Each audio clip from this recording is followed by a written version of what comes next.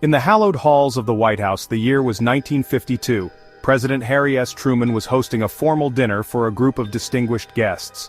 Now it's worth noting that among the White House's many residents was a rather unusual character, Jim, the president's pet parrot.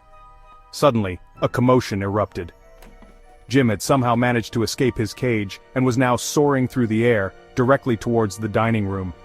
The startled guests looked up in shock as Jim swooped over their heads, his wings flapping wildly. But the real surprise came when Jim opened his beak.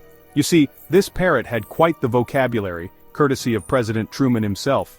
Squawk, squawk, bleep, bleep, bleep. To everyone's horror and Truman's embarrassment, Jim began squawking out a string of colorful expletives that were decidedly not appropriate for such a formal occasion. The room fell silent, save for Jim's continued outbursts. The guests' eyes darted between the flustered bird and their host, unsure of how to react. President Truman, known for his down-to-earth nature, handled the situation with remarkable grace and humor. As Jim was finally coaxed back into his cage, Truman quipped, "Well, I suppose he's given us all something to talk about after dinner."